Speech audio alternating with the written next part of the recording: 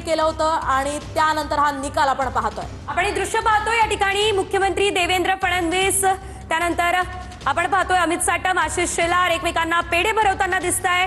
एकंदरीत सुप्रिया सुळे यांनी काय म्हटलेलं आहे ते आपण पाहिलं, मात्र आपण पाहतोय भाजपला मोठं यश मिळालं आणि त्यानंतर हा आनंद जो आहे तो साजरा केला जातोय।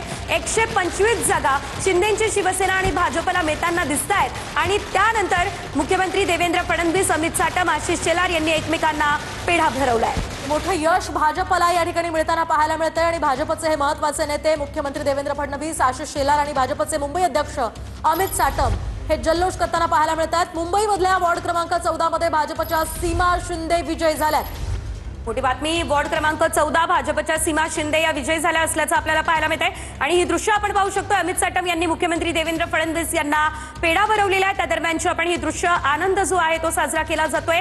25 वर्षांनंतर सर्वात श्रीमंत असलेली महानगरपालिका मुंबई महानगरपालिका या ठिकाणी आता भाजप आणि शिंदेची शिवसेना सत्ता स्थापन करणार हे चित्र सध्या तरी आकडे सांगताय। 125 जागा या युतीला मिळताना दिसताय आणि त्यानंतर हा आनंद व्यक्त केला जातोय।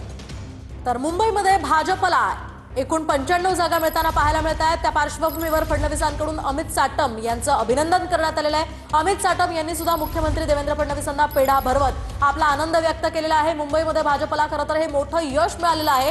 त्या पार्श्वभूमीवर या नेत्यांचा चेहऱ्यावरचा आनंद आपण पाहू शकतोय। मुंबईमध्ये भाजप 95 तर शिंदेच्या शिवसेनेला 30 जागा मिळालेल्या आहेत। ज्या दोघांची ही युती होती त्यांना हे मोठं यश मिळताना पाहायला मिळतं। अगदी काही वेळापूर्वीच रवींद्र चव्हाण यांचं देखील अभिनंदन फडणवीसांनी केले।